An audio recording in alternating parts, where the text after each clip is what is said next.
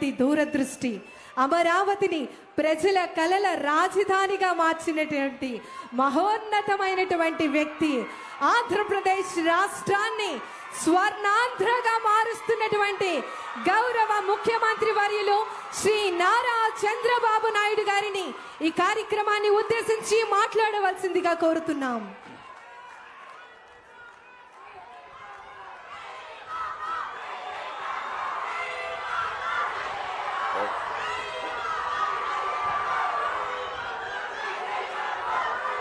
Okay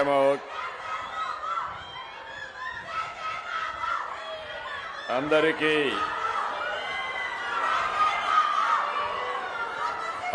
నమస్కారాలు. గౌరవనీయులు ఉప ముఖ్యమంత్రి, జనసేన అధినేత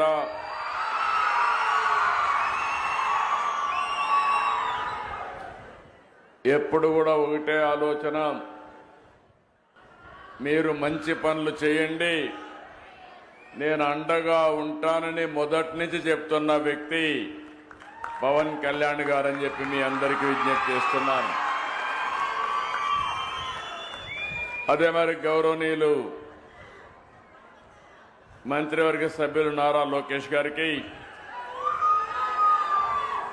బీజేపీ రాష్ట్ర అధ్యక్షులు గౌరవనీయులు పివిఎన్ మాధవ్ గారికి, గౌరవ పార్లమెంట్ సభ్యులు కేశినేని శివనాథ్ గారికి, గౌరవ శాసనసభ్యులు బోండా ఉమామహేశ్వరరావు గారికి,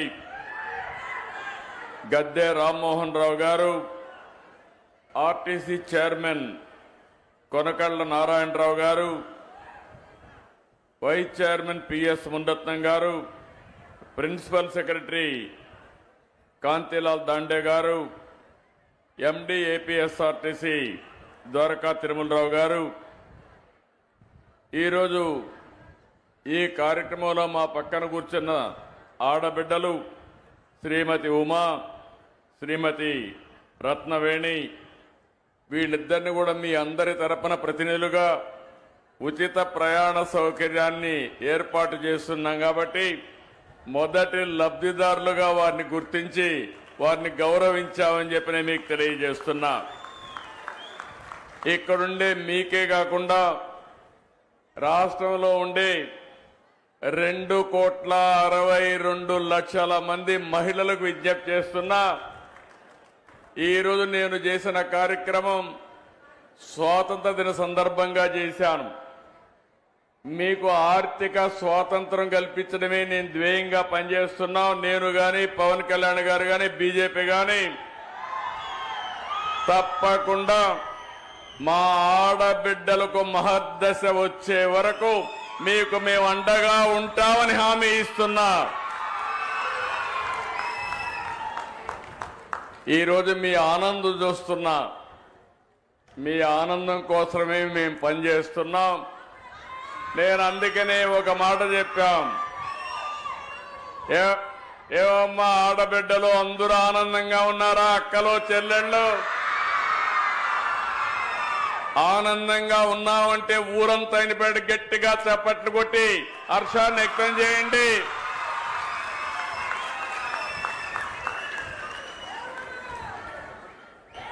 అందుకని ప్రధానమంత్రి గారు వికసిత్ భారత్ 2047 తీసుకొస్తే మనం స్వర్ణాంధ్రప్రదేశ్ 2047 తీసుకొచ్చాం. అందులో మీరు చూస్తే ఆరోగ్యం, ఆనందం, ఆదాయం అందరికీ ఉండాలనే ఏకైక లక్ష్యంతో ముందుకు పోతున్నాం. ఈరోజు మీరందరూ చూసినప్పుడు నేను ఇక్కడికి వస్తే దారంతా బస్సులో ప్రయాణం చేశాం. నేను మిత్రుడు పవన్ కళ్యాణ్ గారు మిగిలినందరం కలిసి. మీ ముఖాల్లో ఆనందం చూస్తే నాకు అనిపించింది నా పూర్వజన్మ సుకృతం ఇది. నా ఆడబిడ్డలకు మంచి చేశారని ఒక ఆనందం, ఒక తృప్తి.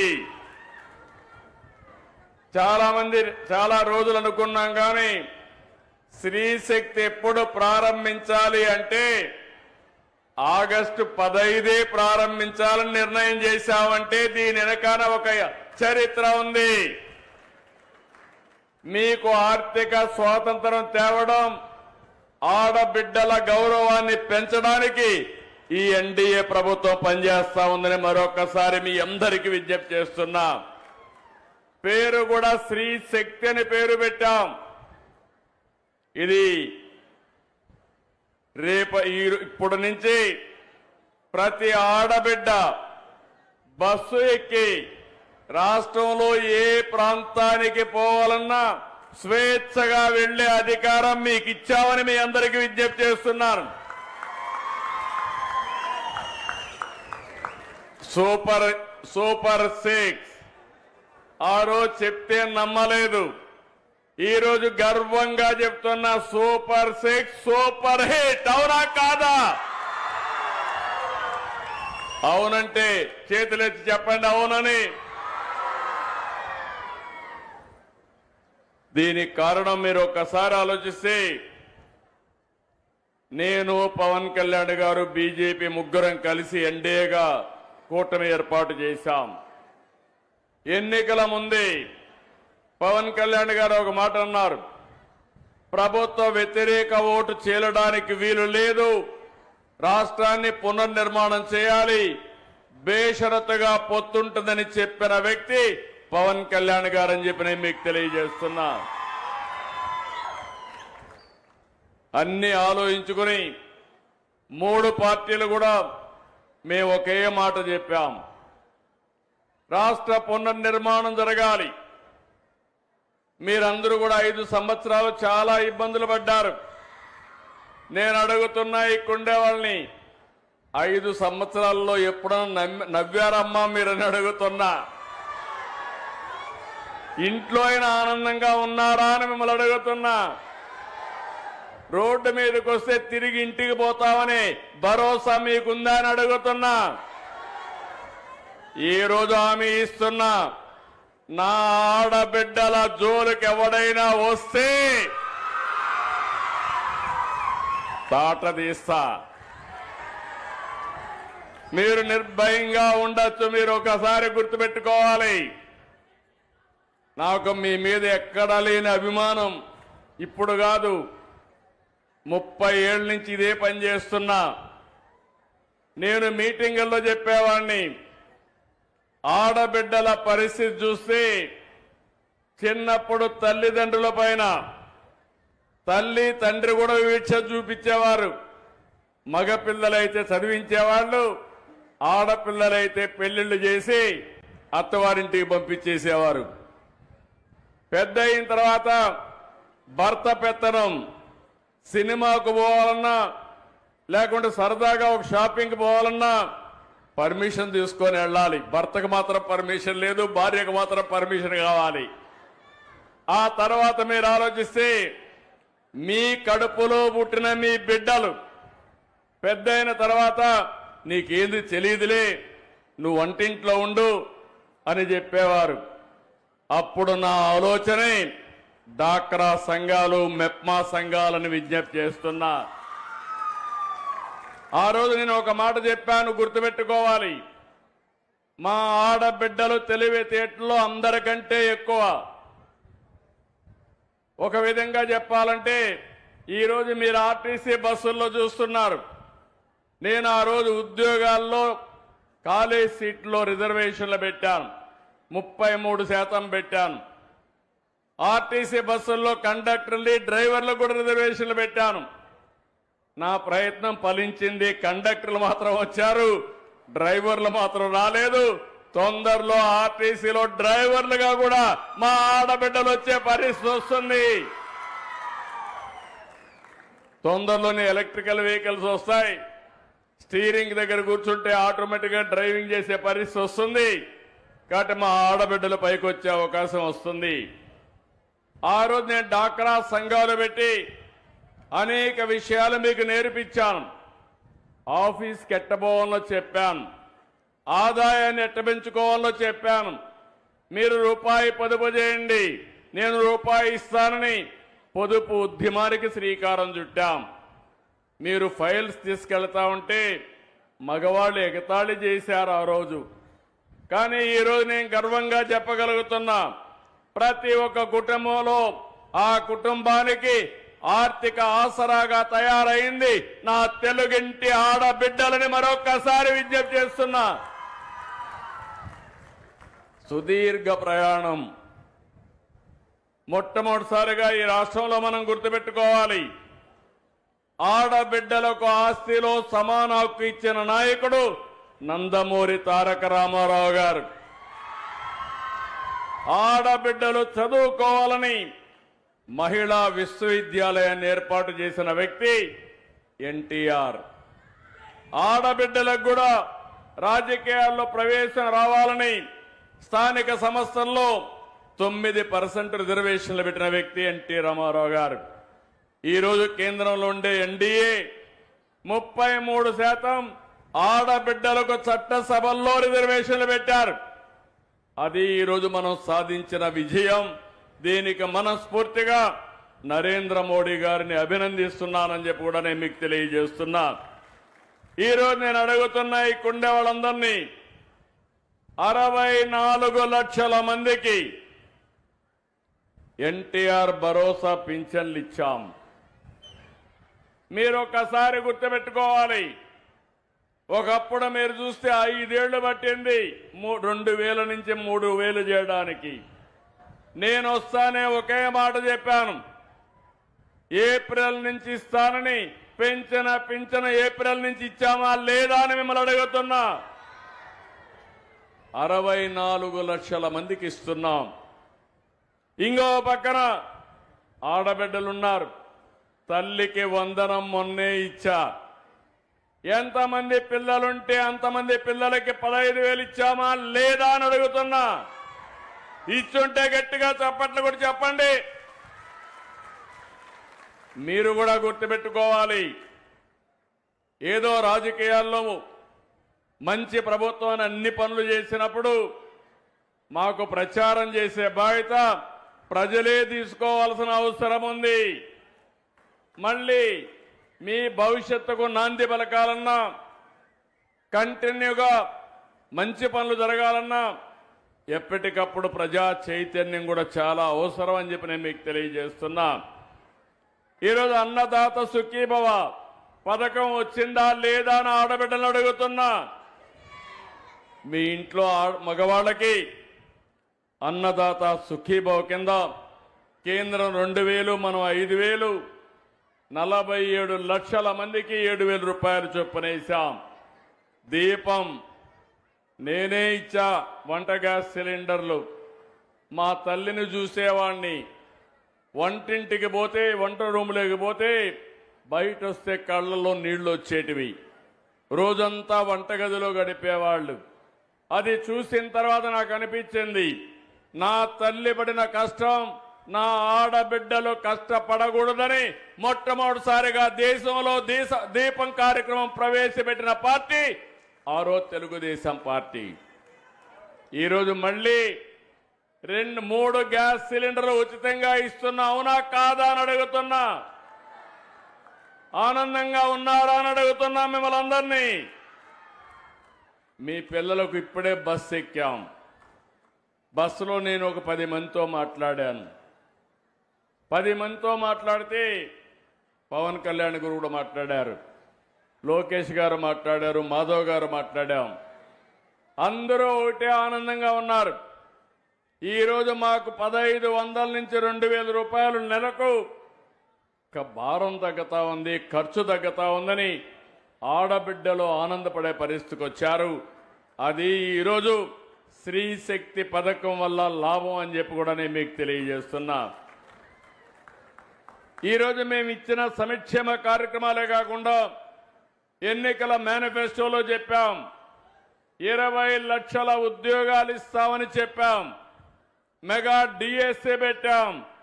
16,347 ఉద్యోగాలు ఈ మంత్ ఎండ్కి ఇచ్చే పరిస్థితి వస్తుంది. నేను ఒకటి హామీ ఇస్తున్నా, 5 సంవత్సరాల్లో 20 లక్షల ఉద్యోగాలు కల్పించడానికి ఈ ప్రభుత్వం సిద్ధంగా ఉన్నాం. తప్పకుండా చేస్తామని మరొకసారి మీ అందరికీ హామీ ఇస్తున్నాం. ఇప్పటికీ మిమ్మల్ని అందరినీ వేధిస్తున్నటువంటి ల్యాండ్ టైటిలింగ్ యాక్ట్ కూడా రద్దు చేశాం. అన్నా క్యాంటీన్లు పెట్టాం. మీరు ఎవరైనా ఇక్కడికి వస్తే పని చేసుకుని అన్నా క్యాంటీన్లో భోంచేసి బస్సు ఎక్కి ఒక్క పైసా ఖర్చు లేకుండా సురక్షితంగా ఇంటికెళ్లే ఏర్పాటు చేశాం. ఇవన్నీ కూడా మొట్టమొదటిసారిగా నేను సంతకాలు చేశాను. అదే సమయంలో సూపర్ 6 అంతా కూడా ఈరోజు ఇంప్లిమెంట్ చేశాం. ఈరోజు మిమ్మల్ని చూస్తున్నాను, కొంతమంది కావాలని అనవసరంగా కన్ఫ్యూజ్ చేస్తున్నారు. ఈరోజు ఎన్నో సమస్యలు ఉన్నాయి. మా మిత్రుడు పవన్ కళ్యాణ్ గారు అడిగారు, సార్ ఇవన్నీ సాధ్యమా అన్నారు. నేను ఒకటే చెప్పాను, తప్పకుండా మనసుంటే సాధ్యం. మన ఆడబిడ్డలకు ఇవ్వాలి, ఇచ్చి తీరతానని ఆ రోజు చెప్పాను. మాట నిలబెట్టుకున్నామని మరొక్కసారి విజ్ఞప్తి చేస్తున్నా. Palle Velugu, ultra Palle Velugu, city ordinary, express, metro express, వీటిలో ఏ బస్సు ఎక్కినా, ఎంత దూరం వెళ్ళినా, జిల్లాలు మారినా ఎవరికి ఇబ్బంది లేకుండా ప్రయాణ సౌకర్యం ఏర్పాటు చేసే బాధ్యత ఈ ప్రభుత్వానిది. 11,449 బస్సుల్లో 8,458 బస్సులు మీకోసం శ్రీశక్తి కోసం కేటాయించాం. ప్రతి తల్లి అత్తింటిలోని తన కూతుర్ని ఉచిత బస్సులో వెళ్లి చూసి తిరిగి రావచ్చు. పైసా ఖర్చు లేదు. ప్రతి కోడలు అత్తతో కలిసి ఉచిత బస్సులో మార్కెట్కి పోయి సరుకులు కొనుక్కొని ఇంటికి పోయే పరిస్థితి వస్తుంది. ప్రతి మహిళ, ప్రతి యువతి ఉద్యోగానికి, విధులకు ₹1 ఖర్చు పెట్టకుండా అదనంగా డబ్బులు సంపాదించుకునే పరిస్థితి వస్తుంది. వృద్ధుల హాయిగా దేవాలయాలు, శ్రీకాకుళం నుంచి మంత్రాలయం వరకు, శ్రీశైలం వరకు ఉచితంగా ప్రయాణ సౌకర్యాలు ఏర్పాటు చేసుకోవచ్చు. పుణ్యక్షేత్రాలన్నీ దర్శించుకోవచ్చు. చిరు వ్యాపారులు, మీ ఉత్పత్తులను చూశాను. కొంతమంది నాకు చెప్పారు, మేము చేపలు అమ్ముకుంటున్నాం, విజయవాడ నుంచి కొన్ని వస్తువులు తీసుకుపోయి అమ్ముతున్నాం. ఈరోజు మాకైతే రోజుకు ₹100 బస్ ఛార్జీలు అవుతాయి, అది మిగులుతుందని వాళ్ళు చెప్పినప్పుడు చాలా సంతోషం కలిగింది. నరేగా పనులకు వెళ్ళేవాళ్ళు, కూలీ పనులకు వెళ్ళేవాళ్ళు ఆర్టీసీ బస్సుల్లో వెళ్ళి మీరు పనిచేసి మళ్ళీ ఇంటికి పోయే పరిస్థితి వస్తుంది. నేను ఎన్నోసార్లు చెప్పాను, అనేక కార్యక్రమాలు తీసుకొచ్చాం. ఈరోజు ఈ కార్యక్రమం ద్వారా 2,62,00,000 మంది మహిళలకి లబ్ధి చేకూరే ఏకైక కార్యక్రమం ఈ యొక్క శ్రీశక్తి అని చెప్పి కూడా నేను మీకు తెలియజేస్తున్నా. దీనికి డబ్బులు అవుతాయి, పర్వాలేదు, మీ ఆశీస్సులు ఉన్నాయి. మీ ఆశీస్సులున్నంత వరకు కొండనైనా బద్దలు చేసే శక్తి ఎన్డీఏ ప్రభుత్వానికి ఉంది. వెనక్కి తిరిగి చూసే సమస్య లేదు. దూసుకెళ్తాం తప్ప వెనక్కి చూడమని చెప్పి కూడా నేను మీకు తెలియజేస్తున్నా. ఈరోజు కొన్ని చూస్తే బస్సులు మేము గుర్తింపు కోసం ఎంతమంది వచ్చారో లెక్కేసుకోవడం కోసం బోర్డింగ్ పాయింట్ నుంచి గమ్యం వరకు ఎంత దూరం వెళ్తారో జీరో టికెట్ కింద దీన్ని అందరికీ ఇష్యూ చేస్తున్నాం. ₹1 కూడా ఎక్కడ పే చేయొద్దండి. చాలా స్పష్టంగా ఉండండి. ఇది ఒక అన్నగా మేమిచ్చే మీకు ఒక వరం, ఒక కానుకని మరొకసారి నా ఆడబిడ్డలందరికీ విజ్ఞప్తి చేస్తున్నా. ఒకప్పుడు ఆర్టీసీ బస్సుల్లో నేను కొన్ని సీట్లు మీకు రిజర్వ్ చేసి పెట్టాను. ఈరోజు ఉచితంగా ప్రయాణ సౌకర్యం ఏర్పాటు చేస్తున్నాను. ఇంకో పక్క ఈరోజు జీరో ఫేర్ టికెట్ మీరు ఎక్కడికక్కడ వాళ్ళు ఇస్తారు. మీకు ఒక అవగాహన వస్తుంది. అది తీసుకొని మీ ఆధార్ నెంబర్ కానీ అథెంటికేషన్ కోసం ఏ నెంబర్ ఇచ్చినా అది సరిపోతుందని చెప్పి కూడా నేను మీకు తెలియజేస్తున్నాను. ఈరోజు మీరు ఆసుపత్రికి పోయేవాళ్ళు కానీ, స్కూళ్ళకు పోయేవాళ్ళకి కానీ, కాలేజీలకు పోయేవాళ్ళకి కానీ, ప్రభుత్వ కార్యాలయాలకు పోయేవాళ్ళకి కానీ, మార్కెట్ కోసం పట్టణాలకు వెళ్ళే వాళ్లకు ఇది చాలా ఉపయోగపడుతుంది. అయితే ఈరోజు అన్ని ప్రికాషన్లు తీసుకున్నాం. ఎందుకంటే ఉండే బస్సులన్నీ కూడా ఆపరేషన్లో పెట్టాం.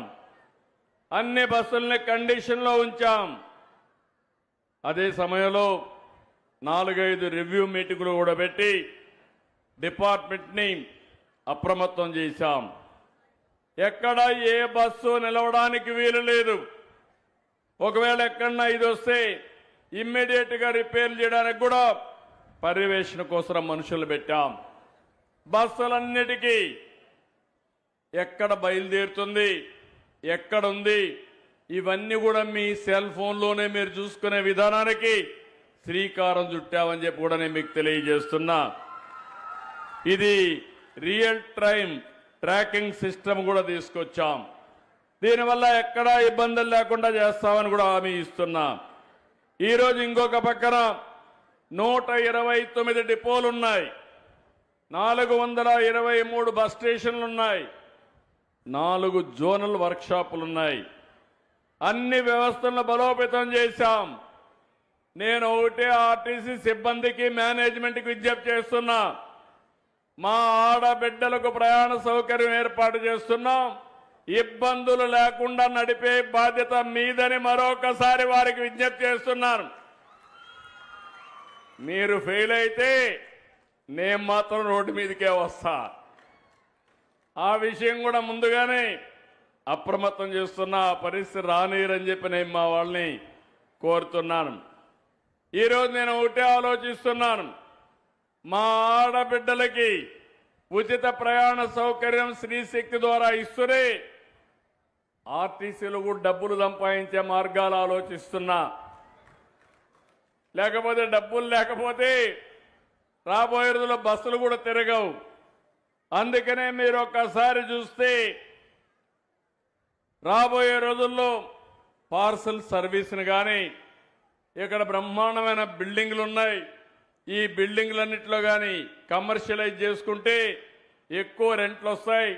అలాంటి యాక్టివిటీస్ చేయడం కానీ, ఓనర్స్ ఆర్టీసీ ఉంటారు కానీ ఆదాయం వచ్చే మార్గాలు కూడా చూస్తామని చెప్పి నేను మీకు తెలియజేస్తున్నా.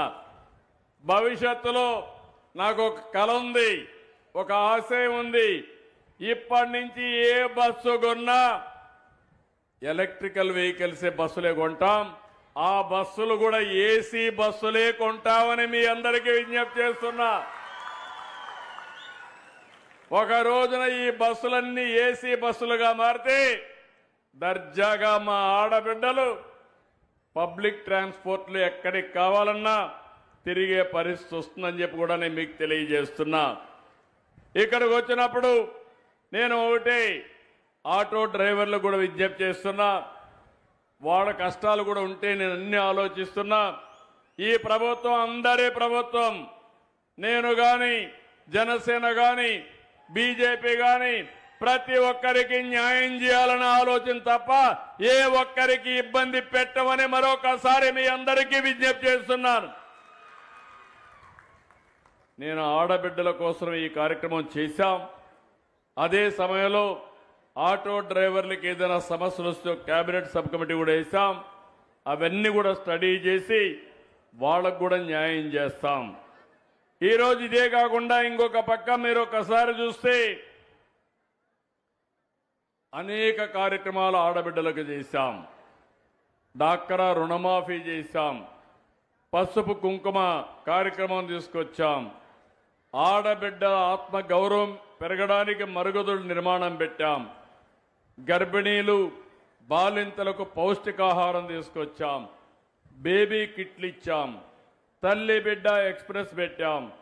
ఇలాంటి కార్యక్రమాలు చాలా కార్యక్రమాలు చేశాం.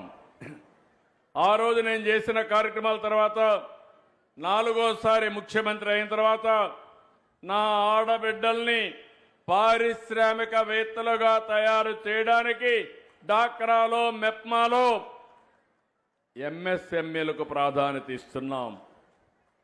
అంతేకాదు రాబోయే రోజుల్లో 1,00,000 మంది డాక్రా సంఘాల్లో మెప్మా సంఘాల్లో పారిశ్రామికవేత్తలుగా తయారు చేసి ఒక శక్తివంతమైన మహిళా శక్తిగా తయారు చేస్తాం. నేను ముందే మీకు చెప్పాను, ఒకప్పుడు రాష్ట్రంలో నేను కూడా చాలా బాధపడ్డాను. ఒక పక్క గంజాయి, ఒక పక్క డ్రగ్గులు. దీంతో ఎవడైనా డ్రగ్ తీసుకున్న వాడికి, గంజాయి తాగిన వాడికి తల్లి భార్యకు వ్యత్యాసం తెలియదు. అలాంటి అగత్యాలు చూశాం. ఈరోజు ఈగలనే వ్యవస్థను పెట్టి రాష్ట్రంలో గంజాయిని వీలైనంత వరకు నిర్మూలించాం. ఒకటే హామీ ఇస్తున్నా, ఎవడైనా సరే గంజాయి అమ్మినా డ్రగ్స్ అమ్మినా అదే చివరి రోజు వారికి మరొక్కసారి హెచ్చరిస్తున్నా. మా ఆడబిడ్డలందరికీ హామీ ఇస్తున్నా, ఎవరైనా మీ జోలుకొస్తే నేను అందులో బాధితుడిని. ఆడబిడ్డలు అవమానం చేసినప్పుడు ఇంట్లో వాళ్ళు ఏ విధంగా బాధపడతారో చూశా. మా మిత్రుడు పవన్ కళ్యాణ్ గారు కూడా ఆ బాధ అనుభవించాం. ఇవి తెలిసిన వ్యక్తులం. అందుకే ఏ ఆడబిడ్డ క్యారెక్టర్ అసాసినేషన్ కింద అవమానం చేసే పరిస్థితి ఎవడొచ్చినా సోషల్ మీడియాలో కానీ ఎక్కడ చేసినా వదిలిపెట్టనని మరొక్కసారి హెచ్చరిస్తున్నా. నేను అడుగుతున్నా ఈ కొండే మిమ్మల్ని అందరినీ, ముందుకి ఇప్పటికీ పరిస్థితులు మారాయా లేదా అని అడుగుతున్నా. మారాయంటే చేతుల పైకి చెప్పండి, మారాయా లేదా? మీలో ధైర్యం వచ్చిందా లేదా? అందుకే వాళ్ళని ఒకటేసారి హెచ్చరిస్తున్నా, తమాషా అనుకోవద్దండి. ఇక్కడ ఎన్డీఏ ప్రభుత్వం ఉంది. తెలుగుదేశం, జనసేన, బీజేపీ కలిసి ఉన్నాం. ఎవడైనా తోక దిప్పితే తోక కట్ అయిపోతుందని మరొక్కసారి హెచ్చరిస్తున్నా. ఏ కార్యక్రమం చేసినా ఇంత మునిపి లోకేష్ గారు కూడా 1-2 విషయాలు చెప్పారు. తప్పకుండా అవన్నీ కూడా ఎగ్జామిన్ చేస్తాం.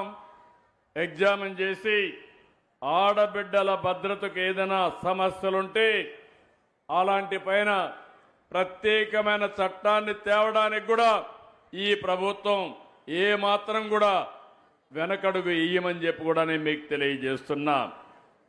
అదే మరిగా ఆర్టీసీ సిబ్బందిని కూడా ఒక్క విషయం ఈ సందర్భంగా కోరుతున్నా.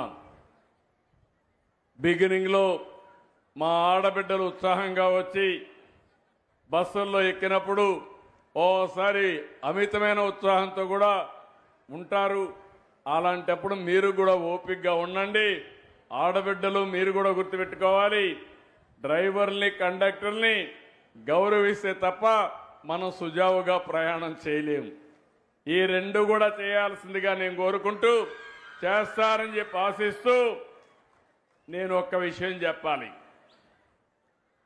ఈ కార్యక్రమాన్ని ఫెయిల్ చేయడానికి చాలా మంది ప్రయత్నం చేస్తున్నారు. నేను ఏది మంచి చేయాలంటే నేను యజ్ఞం మారిగా రాత్రింబగళ్ళు కష్టపడి చేస్తున్నా. ఈరోజు మనకు ఆర్థిక ఇబ్బందులు ఉన్నాయి. అన్ని వ్యవస్థలు విధ్వంసం అయిపోయినాయి.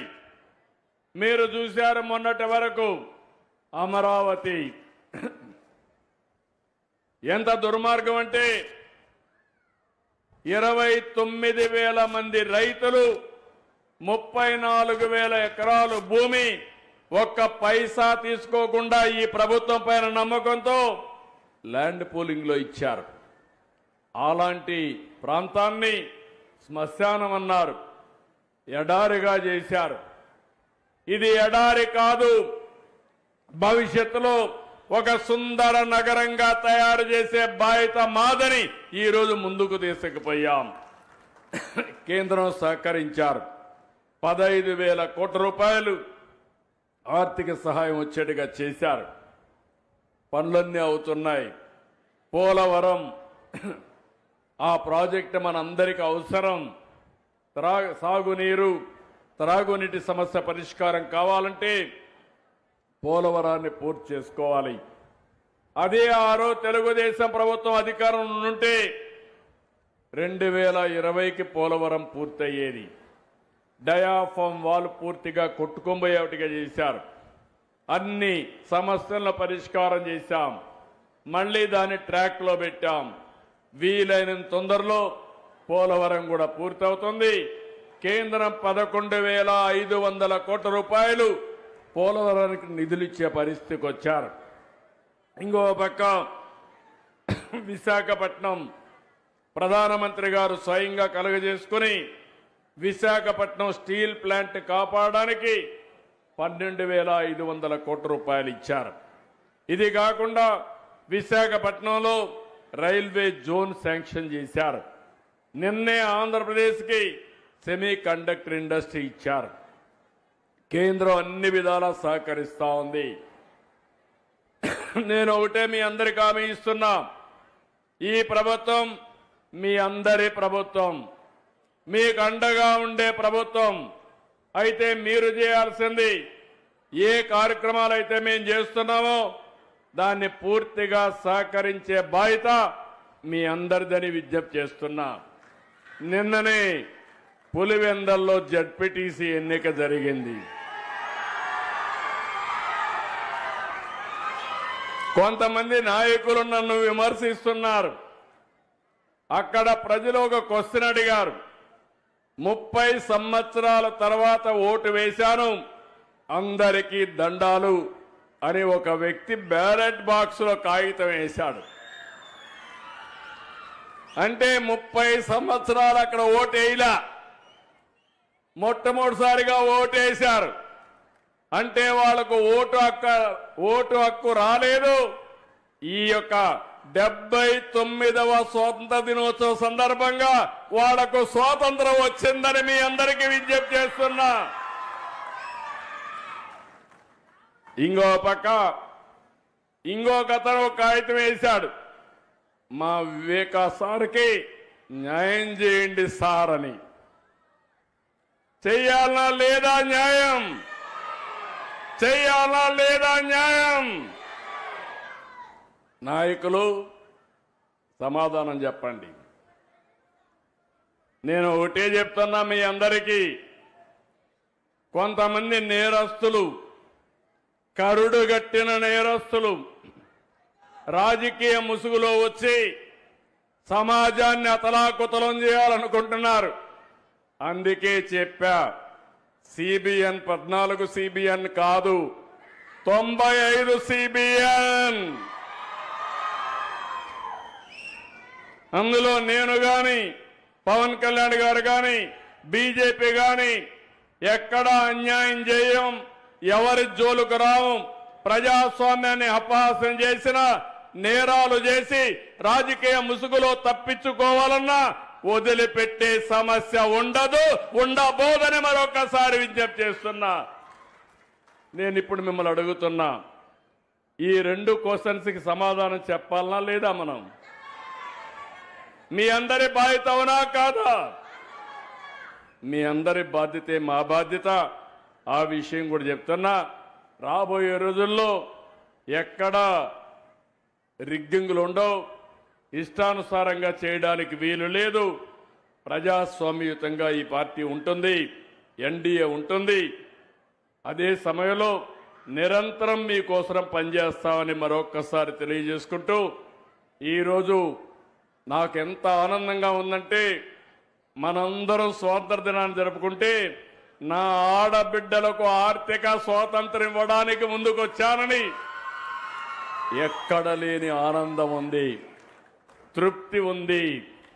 ఇదే కాదు, మేము 3 పార్టీలు కూడా కష్టపడేది, సంపద సృష్టించేది మీరు మీ కుటుంబాలు బాగుండాలని, మీ కష్టాలు తీరాలని నిరంతరం పనిచేస్తున్నాం. అందుకే ఆ రోజే చెప్పాం, సమిక్షేమం, అభివృద్ధి, సుపరిపాలన ఈ 3 కూడా కలిపి తీసుకొని ముందుకు పోతామని చెప్పాం. ఈ రోజే నేను అనౌన్స్ చేశాను, మీరు ఏ ఆఫీసుకు పోయే పని లేదు. మీ సెల్ ఫోన్లో వాట్సాప్కి వెళితే 700 సేవలు ఆటోమేటిక్గా మీకు అందుబాటులోకి వచ్చాయి. అది ఈరోజు ఎన్డీఏ పరిపాలన. ఇక్కడ అదే సుపరిపాలన. ఒకప్పుడు మన భూములు కబ్జా చేస్తే ఆ భూములు కాపాడుకోలేని పరిస్థితి. ఒకప్పుడు మన భూమి మనది, పట్టాదారు పాసు పుస్తకం మనది, ఆ పట్టాదారు పాసు పుస్తకం పైన బొమ్మ మాత్రం వేరే వాళ్ళది. ఇప్పుడు అవి లేవు. రాజముద్రతో, ప్రభుత్వ అధికార ముద్రతో మీకందరికీ పట్టాదారు పాసు పుస్తకాలు ఇచ్చిన పార్టీ ఎన్డీఏ అని చెప్పి కూడా నేను మీకు తెలియజేస్తున్నా. ఇలాంటి అనేకమైన వినూత్నమైన కార్యక్రమాలకు శ్రీకారం చుట్టాం. చాలా సంతోషం. ఈరోజు మళ్ళీ చెప్తున్నా, నేను ఏ కార్యక్రమం చేసినా మొట్టమొదట నేను చేయబోయేది మా ఆడబిడ్డల్ని దృష్టిలో పెట్టుకొని చేస్తానని మరొక్కసారి మీ అందరికి హామీ ఇస్తూ మీ అందరి దగ్గర సెలవు తీసుకుంటున్నా. జై హింద్. నాటి అమరావతిని ఏలినటువంటి గౌతమీపుత్ర శాతకర్ణి పరిపాలనా వైభవంతో ఆంధ్రప్రదేశ్ రాష్ట్రాన్ని అభివృద్ధి రాష్ట్రంగా మార్చినటువంటి